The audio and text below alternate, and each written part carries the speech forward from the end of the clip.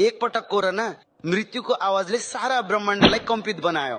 यस्तो 7 पटक नै छ। अच्युतानन्दले लेख्नु भएको छ, मला मला डाको 7 थर होबो, अर्थात मृत्यु मृत्युको जन ध्वनि अनाहत ध्वनि 7 पटक ब्रह्माण्डमा गुन्जिरहेछ।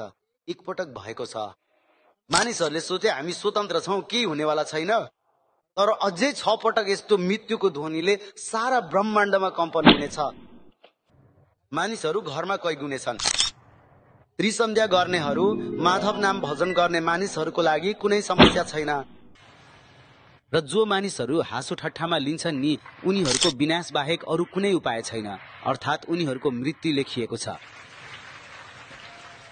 अर्जुनलाई भगवानले भन्नुभयो, अर्जुन तिमी युद्ध नगरे पनि हुन्छ। तर जति पनि मानिसहरू यहाँ आएका छन्, असुरहरूले जो धर्मलाई जान्दैनन्, उनीहरूको मृत्यु पहिले नै लेखिएको छ। उनीहरू मरिसकेका छन्।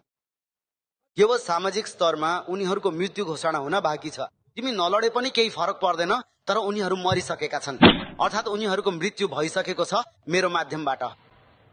त्यसैले जो भगवान कल्कीलाई मान्दैनन्, जो भविष्य पुराणलाई मान्दैनन् र जो भविष्य धारालाई मान्दैनन्, उनीहरूको मृत्यु पहिले नै भइसकेको छ। र भने पनि नभने पनि केही फरक पर्दैन। समयसँगै 7 पटक जुन मृत्युको आवाज आउनेछ, मल मल डाको 7 थर होबो, ठोके जीवे रेणु हुई, ज्ञानी जन माने घाब्रा हुइबे। ज्ञानी मानिसहरू अर्थात डाक्टर, इन्जिनियर, वैज्ञानिकहरू आत्तिनेछन्। भन्छन् के भइरहेको छ,